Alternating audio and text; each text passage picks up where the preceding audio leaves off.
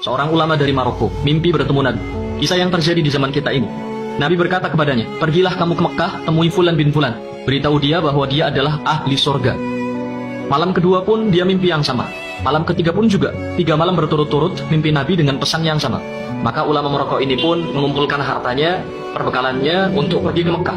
Sesampainya di Mekah, ia melakukan umroh, lalu menghubungi sahabat-sahabatnya para ulama Mekah untuk menanyakan orang yang dia cari. Maka bersama-sama dengan para ulama Mekah, mereka mencari orang yang dimaksud. Dapat info, dia tinggal di daerah pelosok. Sesampainya di daerah yang dimaksud, para ulama ini bertanya kepada penduduk setempat, kau tahu rumah Fulan bin Fulan? Penduduk itu pun kaget. Kalian, para ulama, dengan pakaian terhormat, kalian orang-orang soleh, dengan penampilan alim seperti ini, mencari Fulan bin Fulan?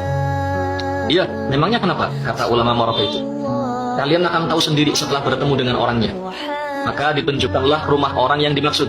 Begitu pintu diketuk, yang keluar adalah seorang laki-laki dengan penampilan preman, dekil, fasik. Ulama Maroko ini kaget. Dia berkata dalam dirinya, aku pikir orang yang akan kutemui adalah orang alim, soleh, ahli ibadah. Ternyata seorang berpenampilan buruk. Orang itu pun kaget juga. Kenapa para ulama mengunjunginya? Ulama Maroko bertanya, apa benar kau Fulan bin Fulan? Ya, benar. Siapa kalian? Mau apa kalian datang ke rumah? Ulama Maroko ini berkata, aku dari Maroko, datang jauh-jauh ke Mekah untuk mencarimu. Sebab ada pesan yang harus kusampaikan padamu. 3 malam berturut-turut aku bermimpi Rasulullah Shallallahu Alaihi Wasallam. Beliau berpesan, pergilah kamu ke Mekah, temui Fulan bin Fulan. Beritahu dia bahwa dia ahli surga. Demi Allah, aku tak melebih-lebihkan apa yang beliau sampaikan ini. Orang ini pun menangis, menepuk-nepuk kepalanya, tak percaya. Aku ahli surga? Oh pasti bohong. Orang sepertiku tidak mungkin mendapat kabar seperti ini.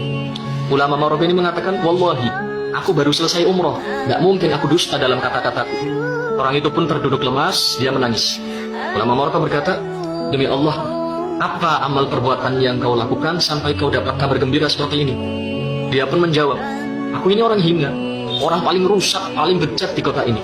Aku selalu sembrono dalam sholat. Bertahun-tahun aku tak pernah ke Masjidil Haram, padahal aku tinggal dekat Ka'bah. Aku ini orang rusak, aku tidak punya amal apapun.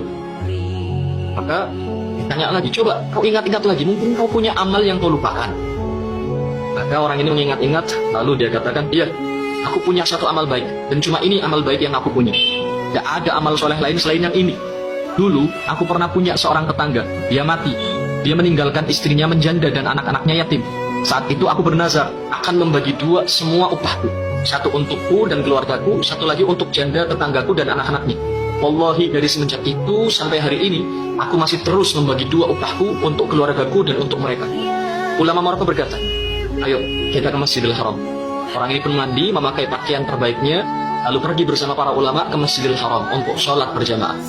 Pertama kali dia masuk Masjidil Haram, dia menangis. Dia terus menangis, sudah henti-henti sampai dikumandangkan iqamat sholat.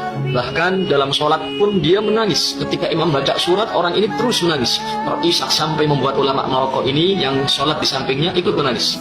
Berdiri rakaat pertama, rakaat kedua, rakaat ketiga, sampai sujud sebelum akhir. Dia tidak mengangkat kepalanya lagi, dan ternyata rohnya telah dicabut. Pesannya adalah, jangan berprasangka buruk dengan siapapun. Siapa tahu dia ahli surga. Satu-satunya makhluk yang boleh kita buruk sangka dengannya hanyalah diri kita sendiri.